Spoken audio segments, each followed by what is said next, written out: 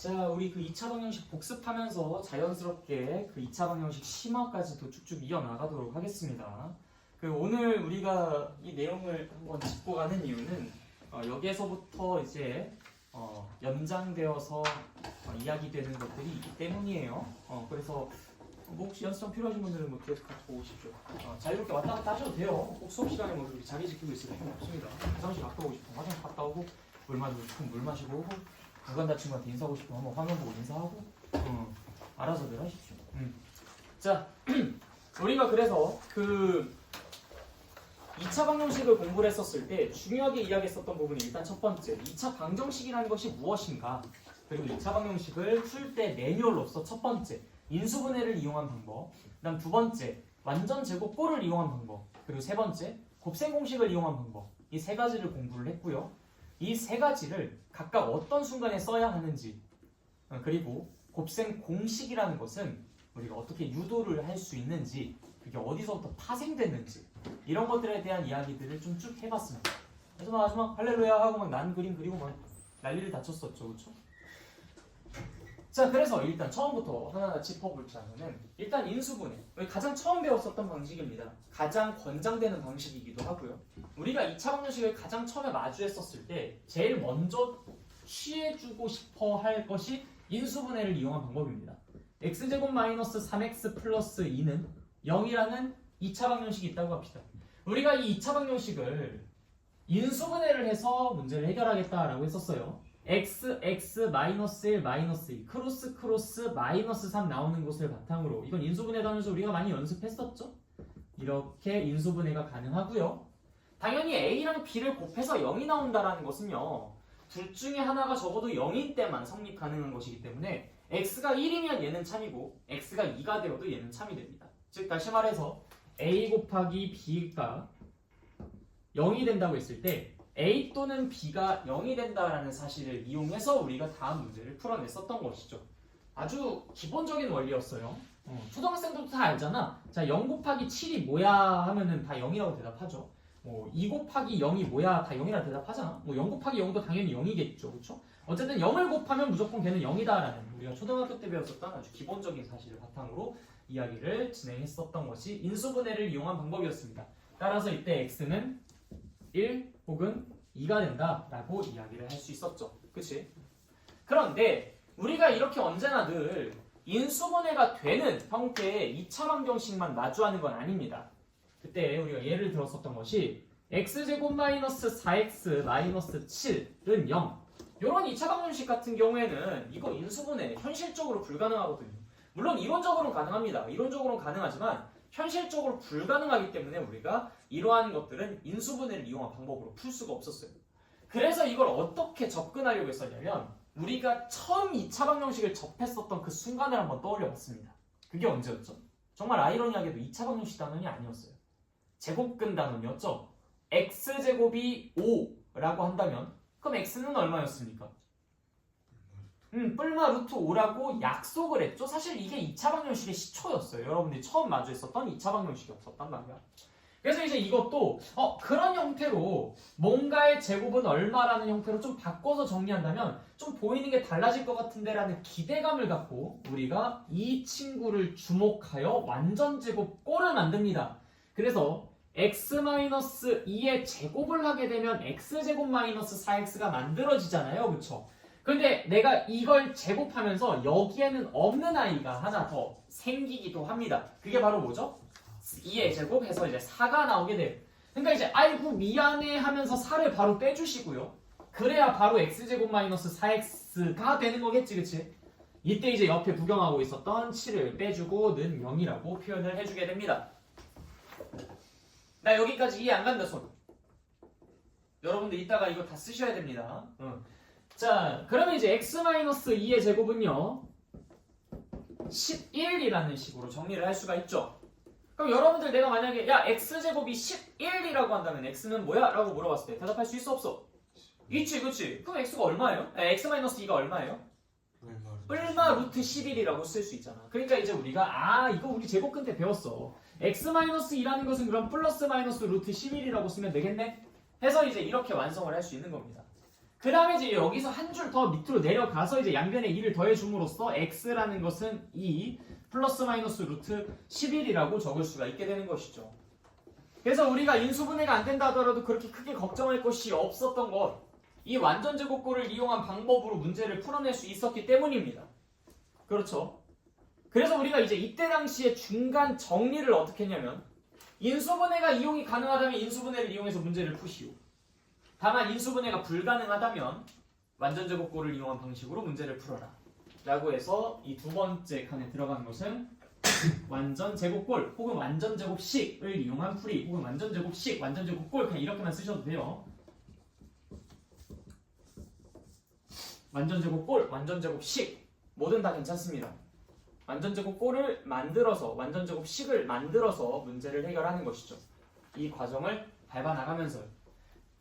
자, 우리가 인수분해를 이용한 방법의 장점과 단점이 뭐였습니까? 장점이 뭐예요? 인수분해를 이용한 방법의 장점? 편해요. 얘는 장점이 편하답니다.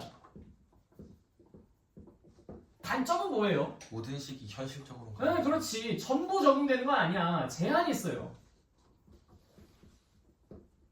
그것이 이제 장점과 단점이죠. 너무나 뚜렷한 장단점이죠. 편하다라는 것은 장점이지만 모든 식에 다 적용 가능한 건 아니었지. 자, 완전제곱꼴을 이용한 방법은 어때요? 완전히 얘는 상극입니다. 인수분해를 이용한 방법과 완전 반대죠. 반대. 자, 장점이 뭡니까? 모든 식 네, 얘는 제한이 없어요. 근데 얘는 굉장히 불편합니다. 할만한데요? 그런 사람들한테 내가 이제 문제를 또 이렇게 분수 섞어가지고 또 드리죠. 그러면 할만하다는 생각 싹 들어갑니다. 왜? 막 분수 막 개수 있으면은 뭐 x제곱 마이너스 13분의 1x 마이너스 17분의 3 뭐 이런 할 수 있어요? 하고 싶지가 않게 생겼지, 그치? 네, 그래서 이제 그런 경우에는 우리가 너무 불편한데? 라는 생각이 절로 듭니다. 뭐 근데 어쩔 수 없잖아. 울며 겨자 먹기라도 해야지, 그치? 문제는 풀어야 되는데 제한이 없지만 불편한 그 방법을 이용해서 풀어줘야죠. 한마디로 얘는 최후의 보루 필살기인 겁니다. 필살기를 쓰면 에너지 많이 낭비되잖아, 그치? 뭐 예를 들어서 이렇게 막 격투할 때 이렇게 때려가지고 죽일 수 있으면 그냥 그렇게만 해가지고 죽이는 게 낫지. 갑자기 막 쪼렛 죽이는데 이렇게 해가지고 죽이냐? 벌써 힘들어. 필살기를 아무 때나 쓰는 게 아니잖아. 내가 정작 이렇게 막 잽으로 못 죽일 때 필살기 쓰는 거죠, 그렇죠? 그러니까 지금 여기에서도 이거는 웬만하면 처음부터 시작하는 것이 아니라 안 되겠는데? 이 새끼 안 되겠... 라고 생각이 들 때 그때 이제 이 완전제곱꼴을 이용한 방식을 쓴다 라고 생각하면 돼요. 자, 그럼 여기서 중간 퀴즈. 그럼 여러분들은 1번, 2번 방법만 있으면 이 세상에 있는 모든 2차 방정식 문제를 다 풀 수 있다, 없다? 있다. 그래요. 제한이 없는 녀석이 있잖아. 이거 안 되면 이거 이용해서 무조건 문제 풀릴 수 있다니까. 그쵸? 그럼 세 번째 방법은 뭔데? 뭐 정작 필요 없는 거 아니야? 아니, 이 두 개의 방법으로 다 풀릴 수 있다면 세 번째 방법이 정작 필요가 없잖아. 이 세 번째 방법에 들어가는 게 뭡니까? 근해 공식. 여기다 곱셈 공식이라고 쓰는 사람이 있어요. 곱셈 공식이 뭡니까? 공식이 많아. 곱셈 공식. 근해 공식이죠. 근해 공식. 자, 근해 공식은 어떻게 파생된 아이죠? 그러니까 어디서부터 추출된 아이입니까? 어떻게 태어난 애예요? 유래. 네. 얘에서 태어난 아이입니다. 그래서 우리가 이 근해 공식을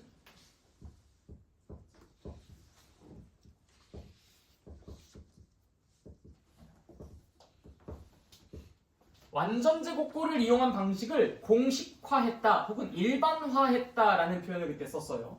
완전제곱꼴을 이용한 방식이 너무나 복잡하고 힘들고 막 불편하고 짜증나고 화가 나고 막 스트레스 받고 정신 이상, 어쨌든 이런 단점들이 있으니까 우리가 이거를 한 번 딱 고생해서 공식화, 일반화시켜서 그걸 공식처럼 외우고 있으면 우리가 굳이 저러한 작업을 일일이 거치지 않고도 그 공식에 숫자를 대입하는 것만으로 해결을 할 수 있으니까. 그래서 우리가 이 근해 공식이라는 걸 외워두면은 그 과정을 줄일 수 있으니 훨씬 더 효율적으로 문제를 풀 수 있겠구나라고 생각을 했었던 것이죠. 즉 다시 말해서 인수분해를 이용하고 안 되면 완전제곱꼴을 이용하던 그 뭐랄까 세대에서 야 완전제곱꼴 너무 불편하잖아 라고 하면서 이걸 조금 더 첨단 기술을 적용시켜 약간 좀 개선을 한 겁니다. 그러니까 업그레이드가 된 거예요. 2번과 3번은 따로 노는 게 아니라 2번의 개선된 버전. 예를 들어 얘가 이제 뭐 15버전이었다면 얘는 이제 16버전 뭐 이런 식으로 말이야. 업그레이드가 된 버전이 이제 근해 공식이라고. 그러니까 내가 얘를 이용하다가 안 되면 얘를 이용하던 그 세대에서 이제는 얘를 이용하다가 안 되면 뭐를 이용하는 근해 공식을 이용하는 세대로 바뀌게 되는 것이 이제 여기서의 핵심이었다. 그러니까 얘가 지금 포지션이 애매하단 말이야. 아니면 얘도 포지션이 애매해진다고. 얘 도대체 뭐야? 무슨 관계인 거야? 이걸 정확히 모르면 언제는 이거 썼다, 언제는 이거 썼다, 언제는 이거 썼다, 언제는 이거 썼다 지 혼자 막 난장판 느낌입니다. 그래서 내가 예전에 어떤 레전드도 봤냐면 언젠 이거 했다, 언젠 이거 했다, 언젠 이거 했다 막 이렇게 돌려서 쓰니까 막 자꾸 막 뭐는 되고 뭐는 안 되고 이런 것들이 생겼나 봐. 그래서 그 친구가 썼던 전략이 뭐냐면 이 세상에 있는 모든 문제를 이걸로 풀자. 하필 또 선택한 게 또 이거야. 하필 가장 복잡한. 심지어 이런 문제들도 전부 다 완전적으로 바꾸고 있어. 그래서 너 뭐 하냐? 이랬었던 기억이 있습니다. 제대로 정리가 안 되니까 언제나 통했었던 그 방법을 언제나 쓰고 있었던 거죠. 참 그래서 그 친구는 이제 한 3장 정도쯤을 그렇게 풀다가 나한테 적봐야 돼가지고 야 뭐해 그러지 마 하고서 다시 한번 공부시켰던 기억이 있습니다. 아주 그냥 빼곡하게 정성 들여서 다 이식을 써가면서 문제를 풀더라고요. 인수분해가 되는 것도 다 빠짐없이.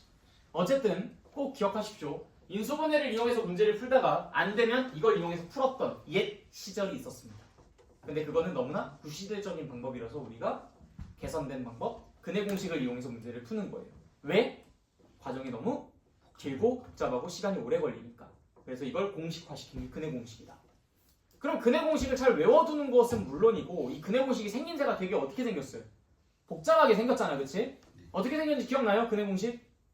2a 분의 마이너스 b 플러스 마이너스 루트 b제곱 마이너스 4ac. 너무 복잡하게 생겼잖아. 물론 이걸 리듬감 있게 외우시면 좀 오래오래 기억나긴 합니다. 뭐 2a분의 마이너스 b 플러스 마이너스 루트 b제곱 마이너스 4ac 막 그냥 입에 그냥 딱 붙어요. 이상하게 이게 입에 찰싹 달라붙는 그런 발음 아니냐? 2a분의 마이너스 b 플러스 마이너스 루트 b제곱 마이너스 4ac. 아나운서 돼도 되겠어요? 이거 많이 연습하시면 나중에 아나운서 할 수 있어요. 자, 어쨌든 그래서 이 근해 공식이 그렇게 뭔가 입에 착 달라붙긴 하지만 또 사람이 또 긴장하다 보면 머릿속에 또 새하얘지잖아. 그땐 또 인공호흡 해야지. 빨리 소생시켜야지. 안 그래? 그래서 이제 이 근해 공식을 유도하는 과정도 여러분들이 반드시 공부를 해주셔야 된다. 근데 이 근해 공식을 유도하는 과정이 그게 그렇게 복잡한 게 아닙니다. 우리가 어떤 방정식을 완전제곱식으로 풀어서 나타난 그 결과가 그게 근해 공식 아니겠습니까? 그렇죠? 왜냐면 일반화시키고 공식화시켰다는 게 그 말인 거니까. 그래서 우리가 어떤 방정식을 완전제곱꼴을 이용해서 풀게 됩니까? 2차 방정식. 그게 뭔데? 불러봐봐. ax제곱 더하기 bx 더하기 c는 0이라는 완전히 일반적으로 생긴 방정식 말이야. 그쵸? 자, 우리가 이거 완전제곱꼴을 이용해서 풀기 위해서는 완전제곱식을 만들어야 되는데 그러기 위해서는 가장 좀 눈에 가신 친구가 일단 하나가 보여요. 그게 바로 뭐? 우리 웬만하면 완전제곱꼴로 바꾸려면 좀 세팅이 좀 어떻게 나와 있었으면 좋겠어요? x제곱 이런 식으로 나오면 더 좋지 않겠습니까? a가 있으니까 좀 짜증나지 않아요? 그러니까 양변을 어떻게 해줘요? a로 나눠준다. 그러니까 이 각각의 과정들을 기억하는 게 아니라요, 내가 왜 그 행동을 하는지를 이해하시는 게 중요합니다. 이거 다 모든 줄 기억 못해요, 여러분들. 그러니까 내가 각각 그 다음 줄로 넘어갈 때 왜 그 행동을 하는지에 집중하세요. 그러니까 여러분들이 지금 여기서 집중해야 되는 게 다음 건 이거 혹은 a로 나눠. 그게 아니야. 그렇게 공부하면 안 돼. 그게 아니라 내가 왜 a로 나눴지? 이걸 공감하면 나중에 시키지 않아도 이거 해. 자, 왜 a로 나눴다고? 뭐가 불편한데? 완전제곱꼴로 만들려고 하는데 내가 여러분 그냥 문제 2개를 내놓고서 선택을 하라고 할게요. 자, 하나는 이제 3x제곱 어쩌고 저쩌고 저쩌고, 하나는 x제곱 어쩌고 저쩌고 저쩌고. 자, 너네들 이 둘 중에서 완전제곱꼴로 바꿔야 돼. 뭐가 더 편해? 그래, x제곱 어쩌고 저쩌고 더 편하잖아. 그래서 이렇게 바꾸겠다는 거야. 그걸 외워야 돼? 야, 이게 뭐 우리가 새롭게 얻은 지식이야? 아니잖아. 이미 우린 알고 있었어. 3x제곱 어쩌고 저쩌고, 뭐 5x제곱 어쩌고 저쩌고, 7분의 1x제곱 어쩌고 저쩌고 이런 것들보단 그냥 x제곱 어쩌고 저쩌고 라고 나와 있는 게 훨씬 더 완전제곱꼴로 정리하기가 쉬웠다고. 더 협조적이잖아. 너네들이 당연히 그 둘 중에서 당연히 이거 선택할 거 아니야. 그러면 이걸 왜 외우고 있냐? 왜 여기서 a를 나눠줘야 된다는 걸 외우고 있냐? 그냥 a로 나누고 싶다라고 생각하면 끝나는 문제다. 무슨 말인지 알겠어요? a로 나누고 싶은 겁니다, 우리는. 왜? 난 이게 더 좋으니까. 이것보다 난 이게 더 좋으니까. 무슨 말인지 알겠죠? 어떻게 공부해야 되는지 알겠어? 네. 자, 그러면 그 다음에 우리가 지금 여기에서 2차항과 1차항 얘네 두 개를 가지고 완전제곱식을 만들려고 시도를 하는 거죠. 얘네 두 개를 가지고 어떻게 완전제곱식을 만듭니까? 자, 생각해봐요. x제곱 플러스 4x 플러스 블라블라 이런 식으로 이제 나타나는 어떤 아이가 있어. 자, 이거 완전제곱꼴을 만들려면은 이 친구 뭐를 제곱해서 만들 수 있습니까? x 더하기 2의 제곱이요. 자, 왜 2였을까? 생각해보는 거예요. 왜 2였을까? 너네들 이거 분명히 제곱할 때 왼쪽에 있는 거 제곱할 거죠. 그 다음에 2 곱하기 왼쪽 오른쪽 할 거지. 자, 다시 2 곱하기 왼쪽 오른쪽 할 거지. 자, 다시 2 곱하기 왼쪽 오른쪽 할 거지. 어차피 왼쪽은 x니까 그냥 얘는 신경 쓰지 마. 2 곱하기 오른쪽, 2 곱하기 오른쪽, 2 곱하기 오른쪽을 x에 곱할 거지. 2 곱하기 오른쪽을 x에 곱할 거지. 2 곱하기 오른쪽이 4가 나왔다는 거지. 2 곱하기 오른쪽이 4가 나왔다는 거지. 그럼 4의 절반이 얘란 얘기잖아. 얘를 2배 했을 때 4가 나오는 그 아이가 누구지? 이거 찾는 거 아니야? 얘 2배가 4가 나오는 아이가 누구지? 그거 찾는 거잖아. 그쵸? 그래서 여러분들이 이게 아니라 예를 들어서 x제곱 플러스 6x 자 그럼 당연히 뭐를 제곱한 거야?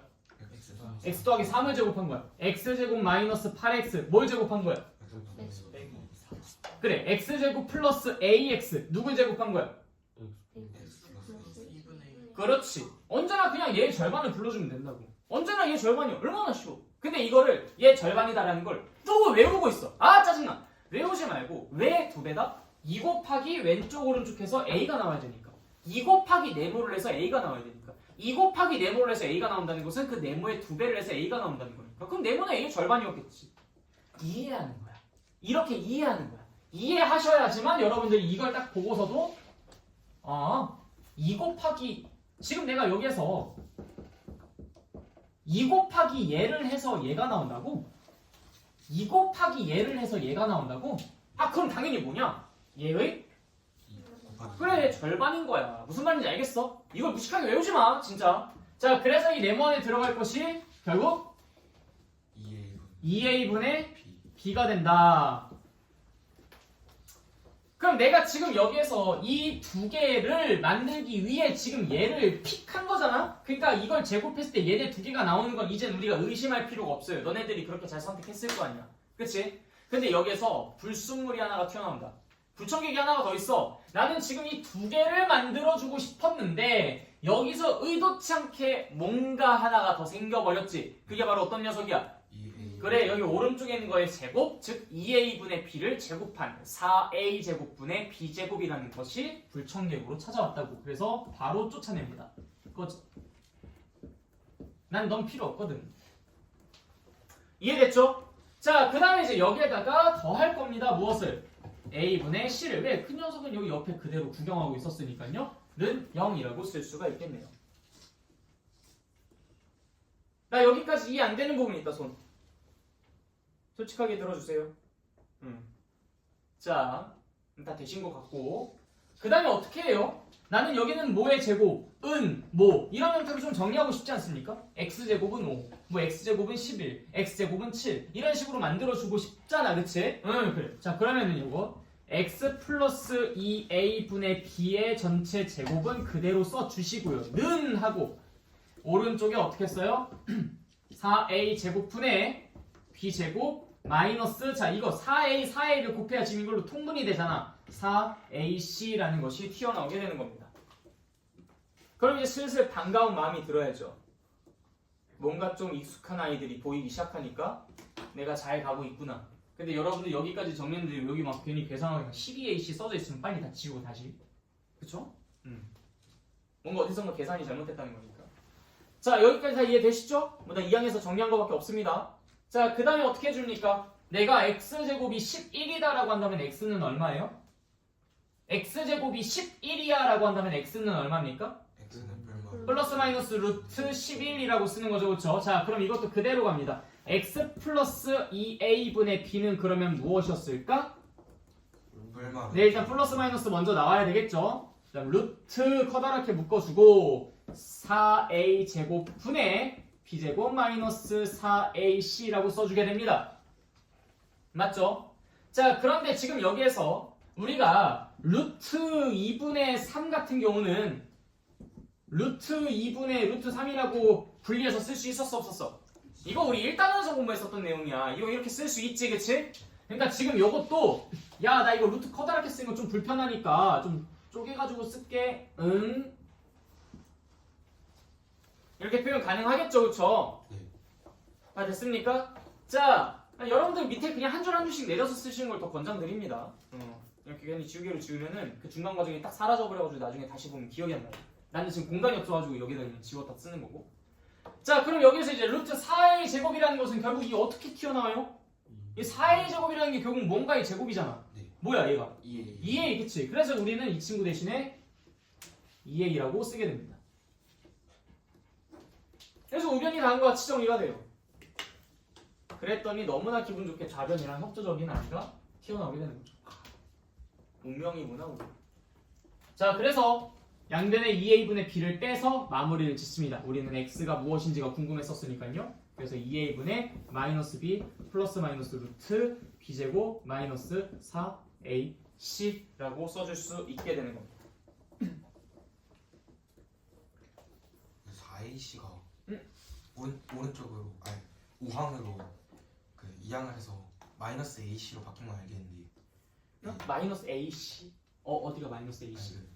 저기 세 번째 줄에서 네, 세 번째 줄에서 이쪽으로 오른쪽으로 이항을 해야 되잖아요. 세 번째 여기요? 네. 네, 이 친구가 이렇게 이제 이항이 되면서 얘는 이제 4a 제곱분의 b 제곱이 되고 얘가 마이너스 a분의 c가 되죠.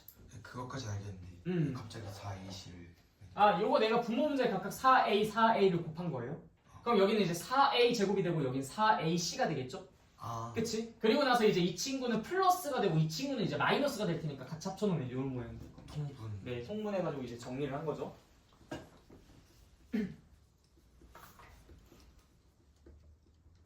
자, 또 다른 분은요 질문할 거 없으십니까?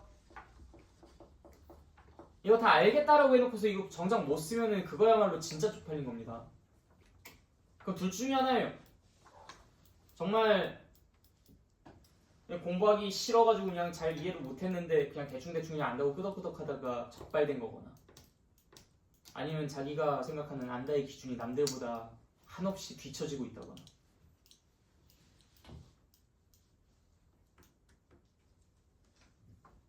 둘 다 부끄러운 거죠, 그쵸? 그러니까 확실하게 이해가 되었을 때 넘어가셔야 됩니다.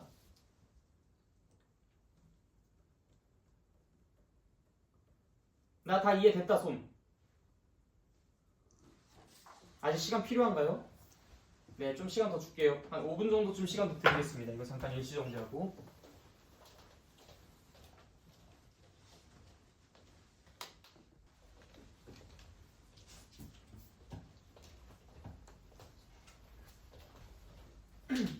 자, 그럼 이제 우리가 2차 방정식의 매뉴얼에 대해서 완벽하게 공부를 좀 해보았습니다.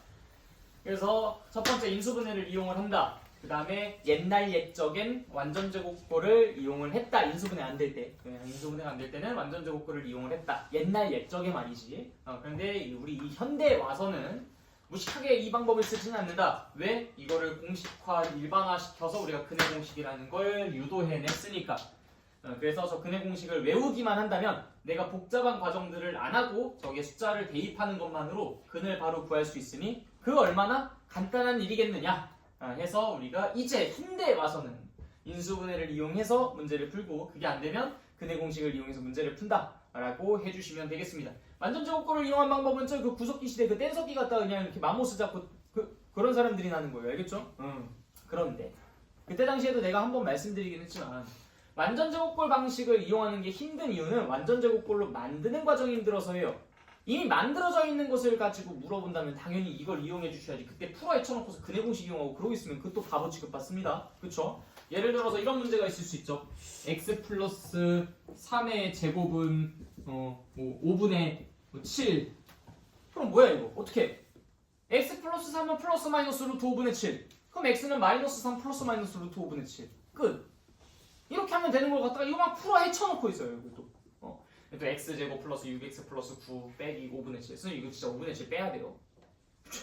저기가 그렇게 하고 있으면서 당연히 웃긴 짓 하고 있는 거죠. 그쵸? 그러니까 완전제곱꼴로 이미 만들어져 있는 것은 우리가 당연히 그걸 이용을 한다. 감사합니다 라고 하고 이용을 하면 돼요. 근데 그런 형태가 아니라 일반적으로 주어져 있는 형태는 완전 제곱꼴로 만드는 게 힘들기 때문에 그때는 근해 공식을 적용시킨다. 그래서 정말 수많은 케이스 중에서 이 딱 한 케이스만 우리가 완전 제곱꼴을 이용해 주어서 문제를 풀 수 있다라고 이야기를 했었죠. 그렇죠? 지금도 다시 한번 강조를 드리고요. 자, 그럼 우리 이제 다음으로 넘어가도록 하겠습니다. 네, 좋아요.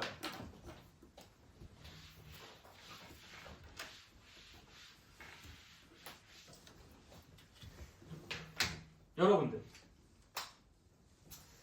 이게 근해 공식이었잖아요. 근해 공식은 쓰임에 제한이 있나요, 없나요? 없죠. 왜냐면 완전 제곱꼴을 이용한 방식에서 파생된 아이니까 당연히 얘는 제한 없이 어디에서나 쓰입니다. 뭐 물론 그렇다고 해서 인수분해가 되는 애조차도 이 근해 공식을 이용해서 문제를 푸는 건 또 바보 취급받긴 하지만 실제로 인수분해가 되는 애도 근해 공식을 이용해서 문제를 풀어도 가능하긴 하죠. 그렇죠? 네, 좋습니다. 자, 그러면 이 세상에 있는 모든 그 2차 방정식은 전부 다 이 방식을 이용해서 이 2차 방정식은 이러한 근을 갖고 있다라고 이야기를 할 수 있어요. 그쵸? 자, 그런데 이 근의 생긴 모양새를 보세요. 근이 생긴다면 언제나 몇 개가 생긴다라고 이야기할 수 있겠습니까? 두 개. 그쵸? 왜? 플러스 마이너스가 있으니까. 2a분의 마이너스 b 플러스 뭐? 2a분의 마이너스 b 마이너스 뭐? 이런 식으로 두 개가 늘 생기겠지. 그치? 그런데 언제나 생길까? 언제나 생길까? 근이? 생각해보세요. 언제나 2a분의 마이너스 b 플러스 루트 b제곱 마이너스 4ac 2a분의 마이너스 b 마이너스 루트 b제곱 마이너스 4ac가 언제나 값이 존재할까? 책 보지 말고 여러분들이 직접 이 꼴을 보고서 판단하십시오. 책 보다 보면 평생 책 보면서 공부해야 됩니다. 여러분들이 스스로 생각하고 판단해내실 수 있어야 돼요. 어때요? 2a분의 마이너스 b 플러스 루트 b제곱 마이너스 4ac 뭔가 좀 걱정되는 부분 없습니까? 이게 언제나 존재한다라고 우리가 내 목숨 걸고 이야기하기에는 뭔가 좀 걱정되는 부분이 있으실 텐데. 응? 어떤 게? x는 0일 때 x는 0일 때? 그럼 해가 존재하지 않는 겁니까? 0이 여러분들 해라는 게 뭐예요? 어떤 방정식을 참이되게 하는 문자의 값이에요. 자, 그러면 x제곱은 0. 이 방정식 해가 있습니까? 없습니까? 0이라는 해로 존재하는 거죠. 0을 가지고 없다라고 얘기하는 사람들이 꼭 있더라고. 0은 없는 게 아니야. 0이라는 숫자로 존재하는 거예요. x가 0일 때 얘는 참인 거잖아. 그럼 왜 해가 왜 없습니까? 이걸 참으로 만들어주는 x의 값이 존재하잖아. 0이라는 숫자로 존재하잖아. 그치? 그렇기 때문에 얘는 해가 0으로 있는 겁니다. 그렇죠. 알려줘. 네, 어떤 겁니까? 마이너스 아닐까요? 어떤 게 마이너스? 그러니까 x제곱은 마이너스. x제곱은 마이너스. 오, 좋아요. 이런 것들은 당연히 해가 없죠. 아주 잘 찾으셨습니다. x제곱은 마이너스. 이런 2차 방정식은 해가 없어요. 근데 일단 질문을 조금 다시 구체적으로 이 꼴을 봤을 때 여기에서 뭐가 어떠면 해가 없을 것 같다라는 이야기를 해주시면 더 좋을 것 같아요. 아무튼 이거 찾으신 거 잘하셨습니다. 여기에서 지금 어떤 부분이 어떠면 해가 없을 것 같아요? 좀 걱정되는 부분 없습니까? b제곱 마이너스 4ac가 음수면 어떻게 해서 음수가 루트 안에 음수가 들어가는 거 있어요 없어요? 루트 마이너스 7 있습니까 없습니까? 루트 마이너스 5 있어요 없어요? 루트 마이너스 3 있어요 없어요? 없어요. 왜 없습니까? 제곱했을 때는 그래, 제곱했을 때 마이너스 3이 되는 것 중 양수 뭐 이딴 숫자는 없으니까요. 그렇죠? 제곱했을 때 마이너스 5가 되는 수 중 양수 이딴 숫자는 없잖아요. 그렇죠? 그렇기 때문에 이 루트 안에 있는 게 음수가 되면 어떡하지라고 조마조마하지 않습니까? 그 생각이 이걸 보자마자 들어야 돼요. 아, 이게 언제나 존재하는 건 아닐 수 있겠구나. 얘가 언제나 양수일 거를 내가 보장할 수는 없잖아. b제곱보다 4ac가 더 커버리면 어떡해? b제곱보다 4ac가 더 커서 b제곱 마이너스 4ac가 만약에 음의 값이 되어버리면 어떡해? 그럼 이때는 해가 존재하지 않는 거잖아. 그쵸? b제곱 마이너스 4ac가 일단은 어떤 값이 되어야 얘가 해가 존재하는 거겠어요? 양수가 돼요.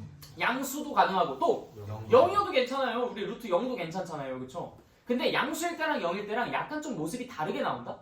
b제곱 마이너스 4ac가 만약에 양의 값을 갖는다고 해봐. 그럼 루트 b제곱 마이너스 4ac가 어떤 숫자로 존재한다는 거겠지, 그치? 그러면 근이 몇 개가 있겠어요? 두 개가 존재하는 거야. 근데 만약에 b제곱 마이너스 4ac가 0이라고 생각해보세요. 그럼 루트 0이 뭐야? 0이지, 그치? 루트 0은 0이야. 그렇기 때문에 여기서 근은 자, 잘 들어요.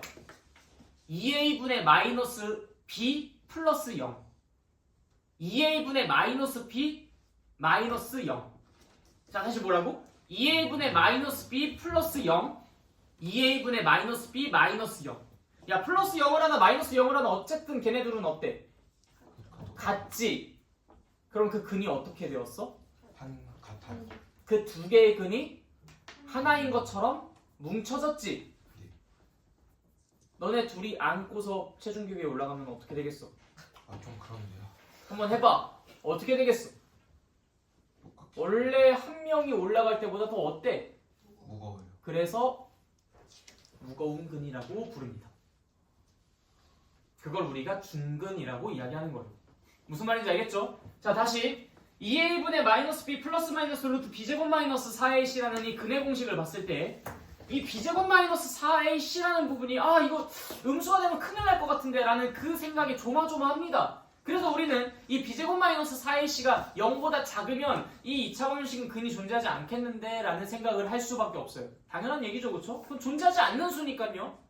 그럼 b제곱 마이너스 4ac는 어때야 되는데 일단 0 이상이었으면 좋겠어. 그럼 0 이상이면 언제나 근이나 존재하냐? 일단 그건 오케이, 맞아. 그런데 0보다 커버리면 이 루트 b제곱 마이너스 4ac가 어떤 특정 값으로 존재해서 플러스 마이너스의 효과를 다 받습니다.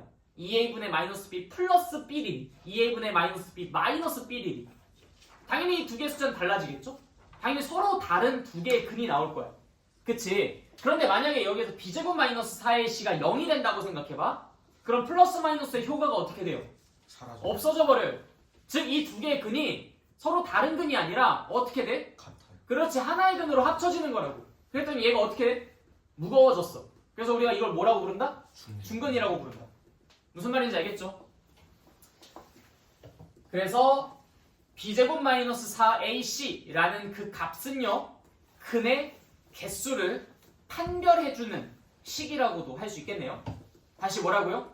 근의 개수를 판별해주는 식이라고 할 수가 있겠다. 그치? 그래서 우리가 저 b제곱 마이너스 4ac 저 루트 안에 있는 b제곱 마이너스 4ac는 근의 개수를 판별해주는 식이라고 해서 우리가 판별식이라고 이름을 붙입니다.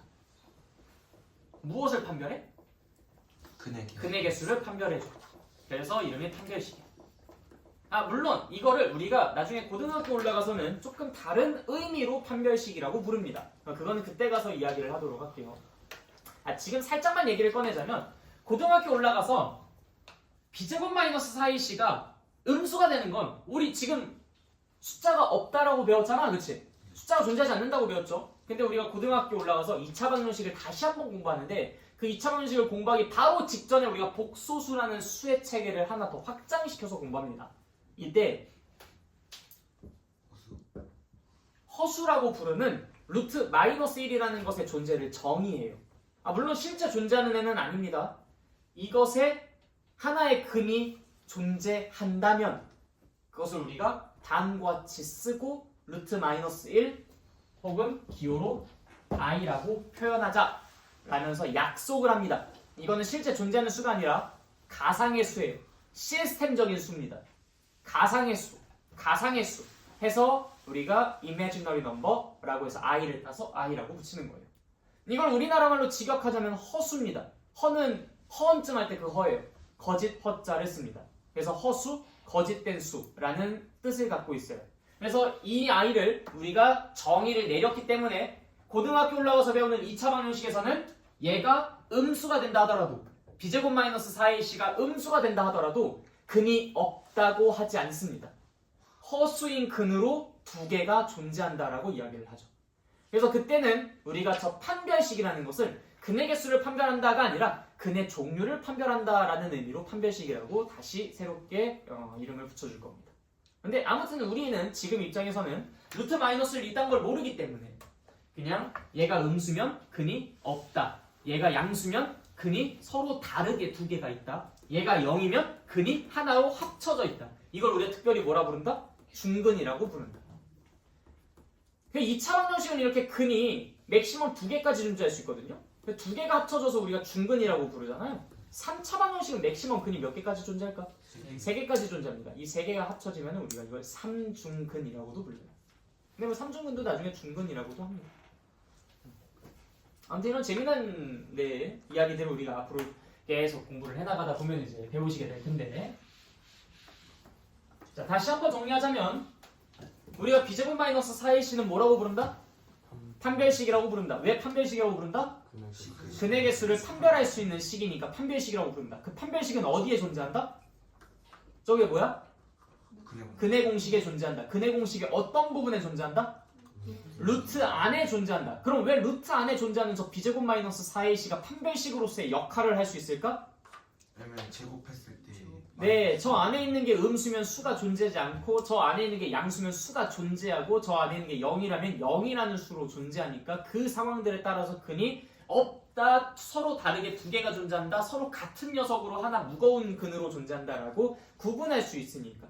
그래서 b제곱 마이너스 4ac가 그런 역할을 담당할 수 있게 되는 것이죠. 무슨 말인지 알겠습니까? 네, 그래요. 근데 이런 것들을 제대로 이해 못하고 그냥 단순히 외우기만 하는 사람들은 b제곱 마이너스 4ac가 0보다 크면 서로 다른 두 개의 근이 존재한다라는 얘기는 하는데 왜 그런지는 대답을 못해. 그럼 그 사람들은 나중에 언제 가서 문제가 발생하냐? 고등학교 올라가서 문제가 발생합니다. 우리가 지금 당장은 그렇게 단순히 외워도 절대 문제 안 생겨요. 그래서 지금 여러분들이 b제곱 마이너스 4ac 그냥 그러니까 한마디로 얘가 그냥 양수면 근이 두 개 존재하고 얘가 0보다 작으면 그냥 근이 없다는 얘기잖아 라고 그냥 그것만 외워가지고 문제를 풀어도 아무런 문제가 발생하지 않는다. 내 두 손 두 발 다 가질 수 있어. 아무런 문제가 발생하지 않습니다. 그래서 위험한 거예요. 그래서 차라리 지금 문제가 발생하면 여러분들이 지금 고칠 텐데 지금 문제가 발생하지 않고 언제 문제가 발생하냐면 1년 뒤. 1년 뒤에 문제가 발생합니다. 2차 함수와 2차 방정식 사이의 관계라는 것을 공부하는 때가 찾아오거든요. 그때 그걸 공부할 때 저걸 대충 공부한 사람들은 난리가 납니다. 진짜 헷갈려 죽으려고 그래요. 그러니까 지금 여러분들이 저 판별식이 어디에 있는 아이라서 왜 근의 개수를 판별할 수 있는 역할을 부여받을 수밖에 없었는지를 확실하게 이해를 하고 가셔야 돼요. 무슨 말인지 알겠죠? 그래서 지금 내가 너네들한테 물어봤었던 것들 있죠? 얘가 뭐야? 판별식. 얘가 어디 있어? 근의 공식. 근의 공식에 어디 있는데? 루트 안에. 그럼 루트 안에 있는 저 b제곱 마이너스 4ac가 왜 근의 개수를 판별할 수 있는 역할을 부여받았어? 왜냐면 근호 안에 있기 때문이야. 근호 안에 있으니까 음수면 얘는 숫자가 존재하지 않는 숫자고 근호 안에 있기 때문에 얘가 양수면 숫자가 존재하니까 이런 얘기들을 유창하게 백지 테스트에 써주실 수 있어야죠. 그 내용 없이 그냥 단순히 b제곱 마이너스 4ac가 0보다 크다. 근 2개. b제곱 마이너스 4ac가 0이다. 근 중근. b제곱 마이너스 4ac가 0보다 작다. 근 없음. 이렇게 써가지고 제출하시면 나 그거 전부 다 실격 처리입니다. 무슨 말인지 알겠죠? 내 마음속으로 다 실격 처리야. 그러니까 여러분들 다 그런 것들도 항상 백지 테스트의 취지에 걸맞게 써주시면 좋겠습니다. 너네들 학교에서 선생님이 야 외워. b제곱 마이너스 4ac가 있는데 얘 0보다 크면 근 2개가. 내가 만약에 너네들 앞에서 이렇게 수업하고 있었으면 아마 너네들 집에 가서 엄마 아빠한테 일렀을걸? 저 선생님 이상하다고. 책에 있는 거 그냥 그대로 따라 읽는다고. 그 여러분들 백지 테스트도 똑같은 거. 너네들이 수업하는 거니까 알겠죠? 자 아무튼 그래서 우리가 이제 근의 개수에 대해서 논의해봤고요. 그럼 이제 그 너네들 교재 보시면은 바로 밑에 뭐 2차 방정식이 중근에 가질 조건 뭐 이렇게 써져 있는 부분이 있을 거예요. 페이지가 몇 페이지냐? 100페이지네요. 100페이지. 없으신 분들은 그 패드로 보십시오. 패드에 내가 너네들 그 올려놨잖아요. 3학년 1학 기체. 혹시 안 올려두신 분은 말씀하시고. b제곱 마이너스 4ac가 0도 되고, 그러니까 한마디로 0보다 큰 게 아니면은 이렇게 되고 그 등호도 밑에 써있잖아요. 네, 그러니까 이제 b제곱 마이너스 4ac가 0보다 클 수도 있고 같을 수도 있고 작을 수도 있는 거죠. 그렇죠? 근데 0도 될 수도 있고 음수일 수도 있는 건 몇 개예요? 밑에 그건 하나로 합치지 않죠. 그러니까 무슨 얘기냐면 세 개로 쪼개는 거죠. 세 왜냐면은 이때는 멀쩡한 값으로 존재하니까 뿔마의 효과가 살아있어서 두 개가 다르게 생겼을 거고요. 이 상태에서는 얘가 0이 되니까 소멸되어 버려서 뿔마의 효과가 없이 2a분의 마이너스 b, 2a분의 마이너스 b라는 똑같은 근으로 두 개가 존재할 거고요. 그래서 이 상황에선 중근이 존재하는 거고요. 이 상황에서는 얘가 음수니까 이 값이 존재하지 않아서 값을 논할 수 없음, 근이 존재하지 않는다 라는 결론을 내릴 수 있는 것이죠. 그러니까 우리가 이거 두 개를 합쳐서 얘기했었던 것은 그나마 얘네 두 개는 근이 존재한다 라는 공통점이 있어서 그런 거예요. 근데 얘네 두 개를 굳이 우리가 합쳐서 이야기할 필요는 없죠. 얘는 중근을 갖는다고 얘는 근이 존재하지 않는다는데 그럼 굳이 얘네 두 개를 합쳐서 얘기하면 중근을 갖거나 근이 존재하지 않는? 뭐 이런 식으로 얘기할 수는 있겠죠. 아니면은 서로 다른 두 근을 갖지 않은? 뭐 이런 식으로 말할 수 있지만 그건 별로 공통점은 아니지, 그치? 근데 얘네 두 개는 근이 존재함. 이라는 공통점은 분명하게 있잖아요. 그쵸? 그렇기 때문에 우리가 이 두 개는 묶어가지고 같이 얘기할 수는 있겠죠. 근데 굳이 얘네 두 개를 묶어서 이야기한다든지 얘네 두 개를 묶어서 이야기하지는 않겠지, 그치? 네. 아무튼 이 기억하실 때 세 개가 각각 다 이질적인 거예요. 따로따로. 이럴 때는 두근이 존재한다. 이럴 때는 중근이 존재한다. 이럴 때는 근이 존재하지 않는다. 그냥 이 세 개가 그냥 따로따로 노는 겁니다. 그쵸? 하나로 합쳐가지고 우리가 이러면은 어때? 뭐 이렇게 이제 물어보지는 않죠. 대부분 잘. 근데 만약에 물어본다 하더라도 이렇게는 물어볼 수 있는데 그럼 그런 경우에는 어때? 그럼 근이 존재하는 상황이야 라고 대답할 수는 있겠지. 근데 이거를 이렇게 물어보고는 판별식이 0보다 작거나 같을 때는 어때? 이런 질문이 나오지도 않을 거고요. 만약에 나온다고 하면은 되게 이상하게 생각하면서 서로 다른 근이 존재하는 상황이 아니야 라고는 대답할 수 있겠지만 그건 별로 이 질문의 취지가 좀 의심스러운 상황이죠. 뭐 왜 물어보는 걸까? 뭐 이런 상황이 되는 거겠지, 그치? 출제자가 그런 문제를 출제하진 않을 테니까요. 자, 그래서 아무튼 여러분들 100페이지 보시면은 2차 방정식이 중근에 가질 조건 이 밑에 당연히 여러분들 알고 있잖아. 바로 어떤 상황이라고? 두 번째 상황. b제곱 마이너스 4의 c가 0인 상황을 뜻하는 거겠죠. 이제 뭐 특별한 건 아니지, 그치? 네, 좋습니다. 아, 그리고 여러분들 개념 1 보시면은 근의 개수라고 해서 이 중근을 갖는다라고 옆에 이제 한 개라고 되어 있잖아요. 이거는 사실 정확하게 표현하자면 근데 여러분한테 이런 말도 해도 괜찮을까? 이게 한 개이긴 한 개인데 2라는 중복도를 갖고 있는 한 개입니다. 그러니까 한 개라고 이야기를 할 수는 있지만 이 하나에 두 개가 합쳐져 있는 하나다라고 해서 이걸 중복도라고 표현을 해요. 그래서 원래 엄밀하게 근의 개수의 입장으로 카운트한다면 두 개라고 카운트하는 게 맞아요. 그러니까 2라는 중복도를 갖고 있는 하나의 근인 거예요. 그러니까 이게 무슨 말이냐면 하나라고 표시가 되어 있긴 하지만 정확히 하나라고 하기보다는 두 개라고 하는 게 맞고요. 똑같은 서로 같은 두 개의 근이라고 하는 게 더 적절한 표현입니다. 알겠죠? 그러니까 여기 한 개 조금 여러분들이 그 옆에다가 좀 보완을 해주세요. 한 개는 한 개인데 이게 근이 한 개가 있다라고 이야기하지는 않고요. 서로 같은 두 개의 근이라고 이야기를 하는 겁니다. 서로 같은 두 개의 근. 알겠죠? 그거 하나만 조금 이제 옆에다가 보완 써주시고요. 자, 그 다음 개념 넘어가도록 하겠습니다. 페이지는 103페이지네요. 자, 103페이지에 보시면은 두근 또는 중근이 주어졌을 때 2차 방정식을 구하기라는 부분이 나옵니다.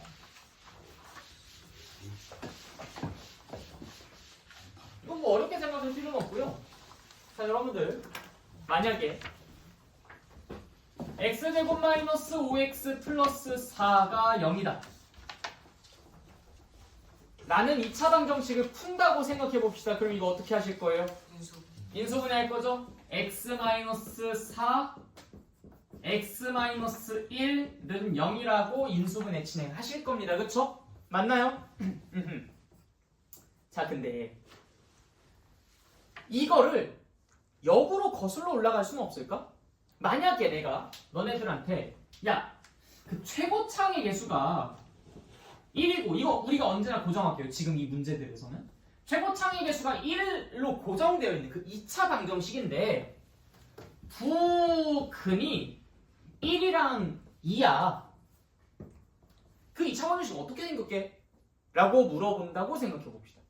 그러면 어떤 2차 방정식이 인수분해가 되기를 x-1 곱하기 x-2는 0의 꼴로 인수분해가 됐으니까 당연히 1과 2를 근으로 갖는다고 얘기가 되었지 않았겠어? 그거는 이렇게 생겼을 거야. 새로운 내용입니까? 장난하는 것도 아니고, 그치? 이거 너무 무시하는 것 같잖아. 이게 두 근이 제시가 되었을 때 2차 방정식 구하기 첫 번째 케이스입니다.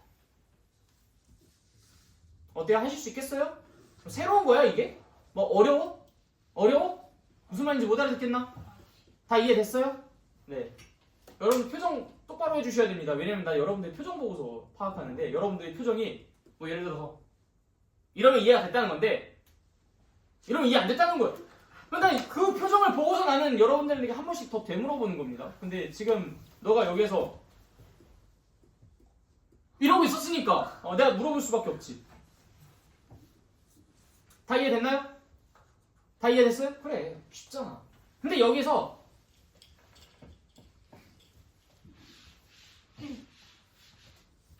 여기 나와 있는 예시를 한번 볼까요? 딱히 예시를 써놓진 않았네요. 에이. 예를 들어서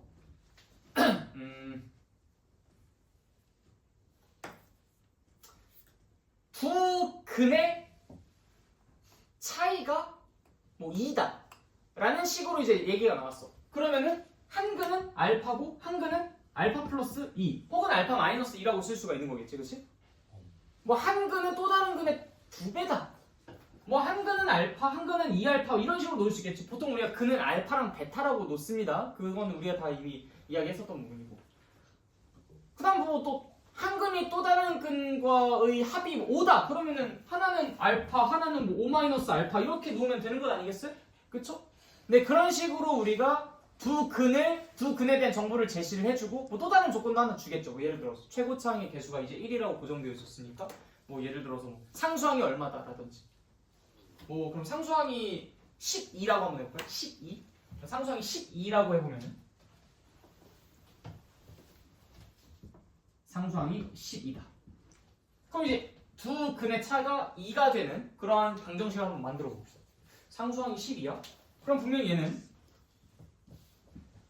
x 마이너스 알파 그다음 x 마이너스 괄호 알파 플러스 2인 거잖아, 그치? 는 0의 꼴이고요.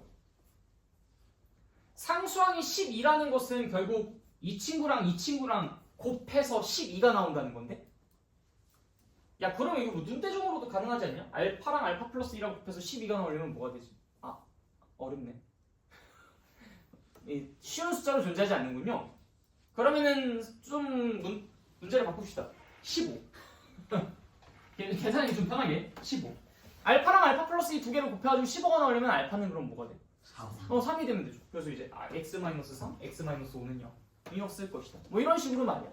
그러니까 이제 근에 대한 정보들을 줬을 때 우리가 두 근을 정확하게 줬다면 그럼 진짜 x-근, x-근은 0이라고 해가지고 2차 방정식 바로 만들면 되고 뭐 두 근의 합이 얼마다, 뭐 두 근의 차가 얼마다, 두 근의 곱이 얼마다, 뭐 이런 식으로 아니면은 뭐 어떤 한 근은 어떤 한 근보다 뭐 3배만큼 더 크다, 뭐 이런 식으로 문제가 나왔을 때는 하나를 알파로 설정하고 나머지는 이제 그 알파에 대한 식으로 만들어 놓은 다음에 이런 형태로 식을 작성해 줄 수만 있다면 그럼 우리가 역시 그 나머지 것도 알파도 이제 그 주어진 정보들로 해결이 가능하겠죠. 아무튼 뭐 이것도 그렇게 어려운 논리는 아닐 겁니다. 그래서 우리가 이걸 직접 예제를 보면서 풀어볼게요.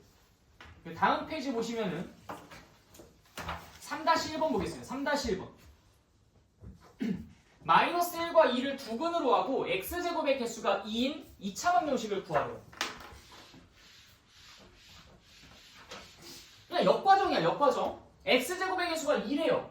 그러면은 당연히 2 괄호는 0 이렇게 써줬겠지. 당연한 거 아니야? 그치? 근데 지금 여기서 마이너스 1과 2를 근으로 봤는데 그럼 하나가 뭐가 되겠어? x? 마이너스? 진짜? 그래야 근이 마이너스 1이 나와요? x? 야, 근이 마이너스 1이 나오려면 어떻게 돼야 돼? x 더하기 그래, x 더하기 1이라고 써줘야지. 그 다음에 여기 근이 2가 나오려면 x 마이너스 x 마이너스 2는 0. 끝. 이게 답이잖아. 최고차항의 개수는 2고 근을 마이너스 1과 2로 갖는다고 했으니까 x 플러스 1과 x 마이너스 1을 갖고 있으면 되는 거잖아. 쉽죠? 할 수 있겠지? 그래, 별로 어려운 게 아니라니까. 우리가 이게 인수분해를 이용해서 문제를 풀 줄 알았다면 이걸 가지고 우리가 왜 이걸 역과정을 못 하겠습니까? 자, 그 다음 넘어갑시다. 뭐 4-1번 한번 볼게요. 4-1번. 자, 이 친구는 지금 x제곱 플러스 2x 플러스 k가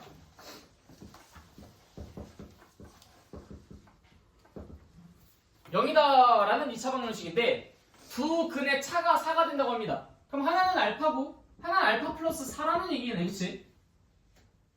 하나는 알파고 하나는 알파 플러스 4라는 얘기잖아. 맞죠? 네. 자, 그러면은 x 마이너스 괄호 알파 x 마이너스 괄호 알파 플러스 4는 0이라는 얘기 아니야? 맞죠? 네. 자, 그러면 생각해봐요. 이거랑 이거랑 곱하고 이거랑 이거랑 곱해가지고 더한 게 얘가 되는 거잖아. 마이너스 알파에다가 마이너스 알파 마이너스 4가 2가 된다는 얘기구나. 끝.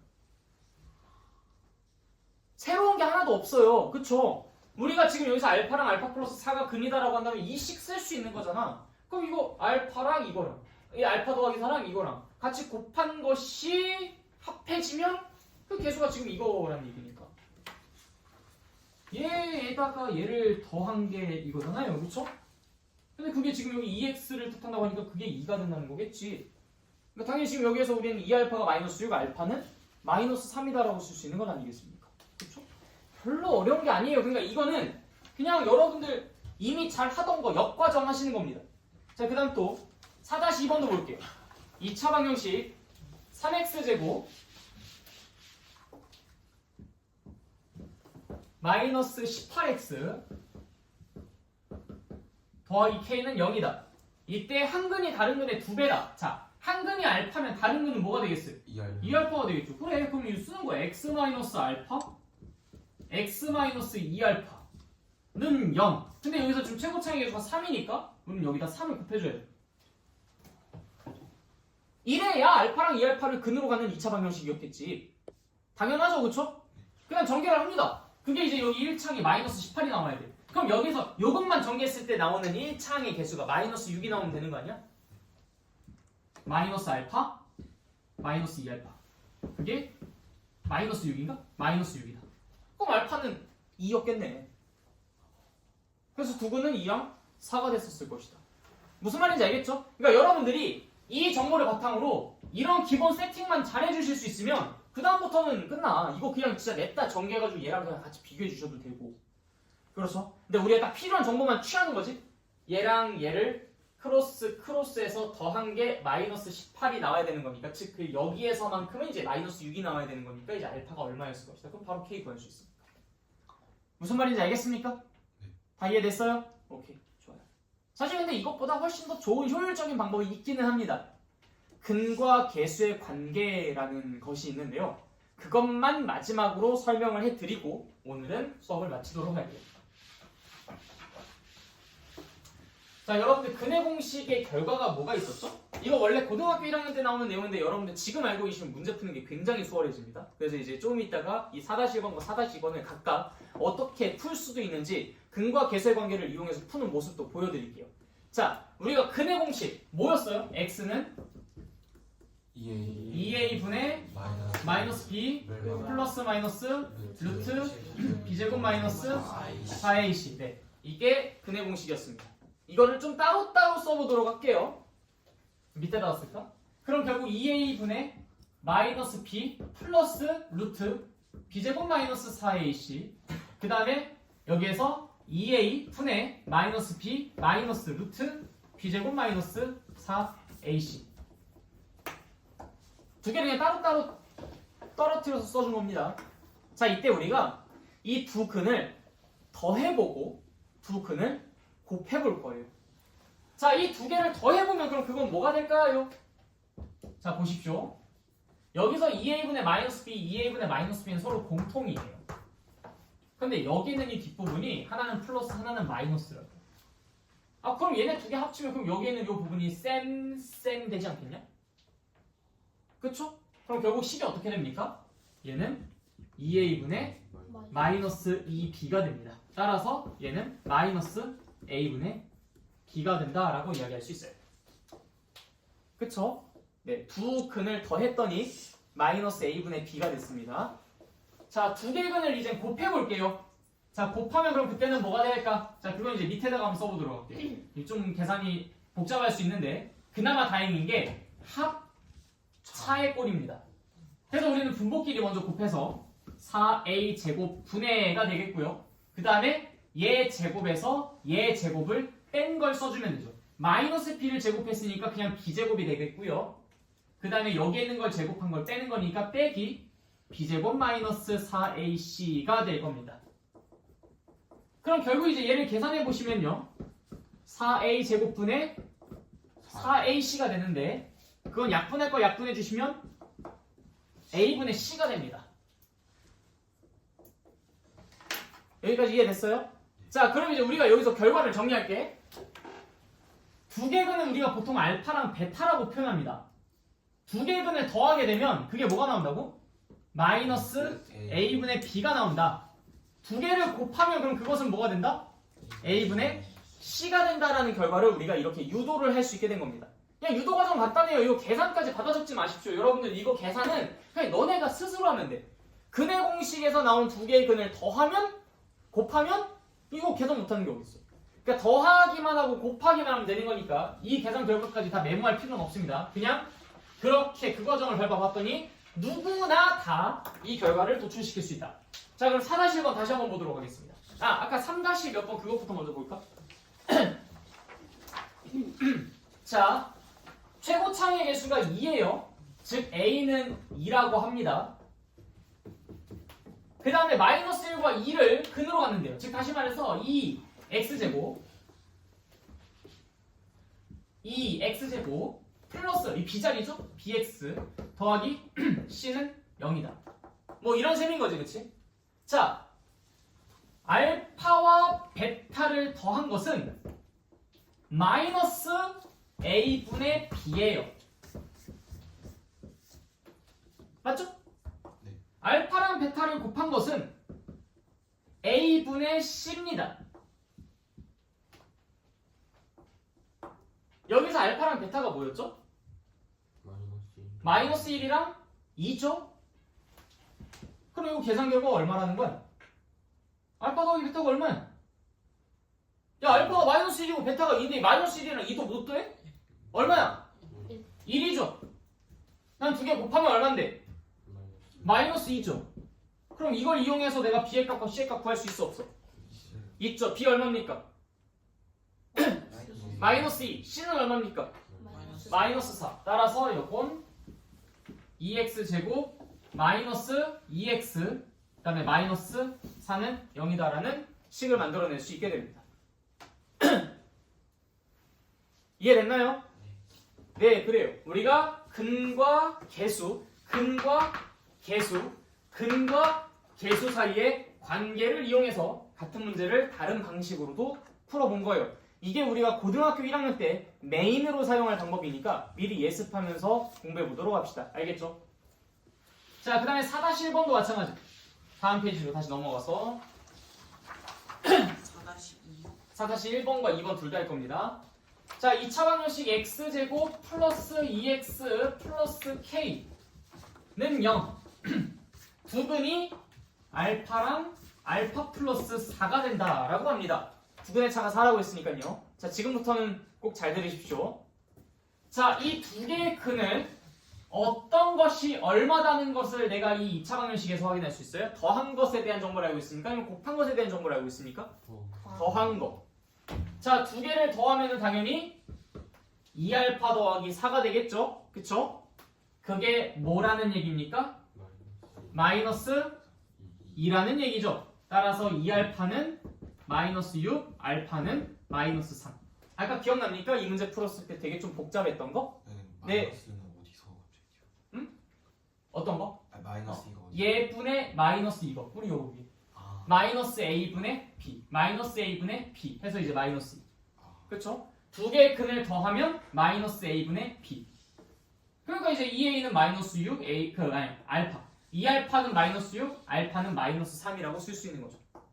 그럼 알파가 마이너스 3이 나왔어. 그럼 당연히 얘랑 얘가 각각 하나의 근이었잖아요. 그치? 그럼 마이너스 3과 얘는 1이야.